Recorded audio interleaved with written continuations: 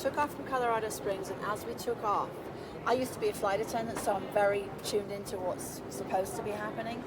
And the engine made a really bad noise, and the plane shook. And I was like, whoa, this was literally on takeoff. I'm like, something's wrong here. And we got in the air, and immediately the attendant came on and said, I hate to be the bearer of bad news, but we've got an engine problem, engine failure, and we're going to have to divert. And I'm thinking, why are we diverting? Why don't we just turn back around and land? But then after that moment, we never saw a flight attendant. Nobody came around to check seat backs up, none of that. There was nobody around, and I'm like, this is a problem. They know something's going on. And so then they started dumping fuel, and I knew that because you could smell it. And because I've done this a lot, flown a lot. So then they said, okay, we're going to land in Denver. The strange thing was, as I said, first of all, we didn't see any flight attendants. They just kept saying, oh, there's a little bit of turbulence, but it's just the air. I knew it wasn't just the air because the vibration was different.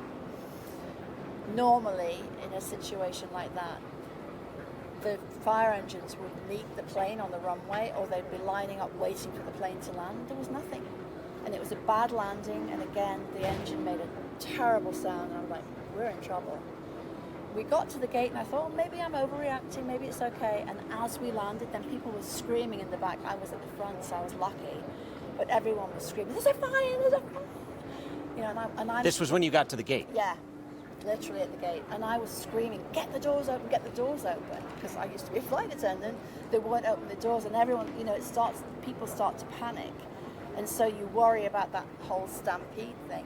But again, the flight attendants didn't say, leave everything behind, take your shoes off, and I know I've been through flight attendant training, that's what you do. The weird thing again is, these guys got off on the wing, there was no slides. People were jumping off the wing to the ground.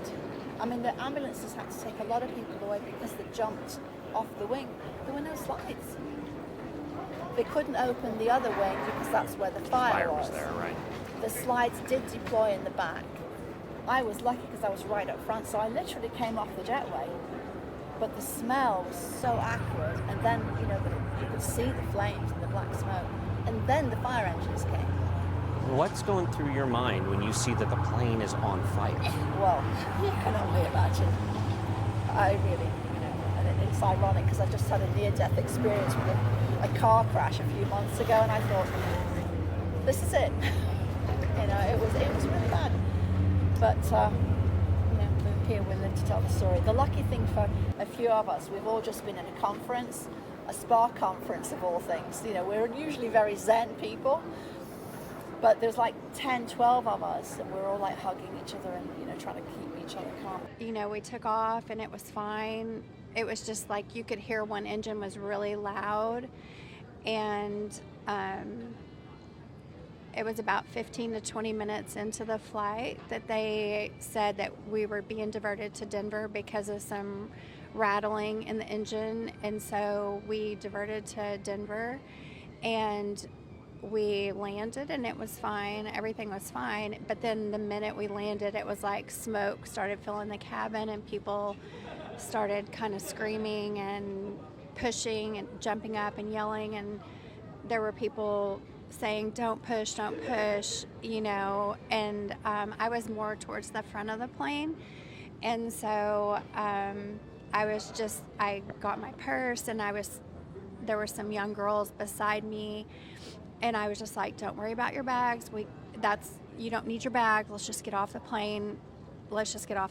And so we were able to walk, because I was in 10C, so I was able to just walk off the front. But I know some of the people in the back, I saw the video afterwards, which was really scary after the fact. And they were so nice to us at the Denver airport, and Southwest Airlines came over. They brought food, they brought water, and everybody was so nice because we have been there for quite some time. So we're just now getting in. So and we had a great flight coming back. So it was good. Just glad to be home.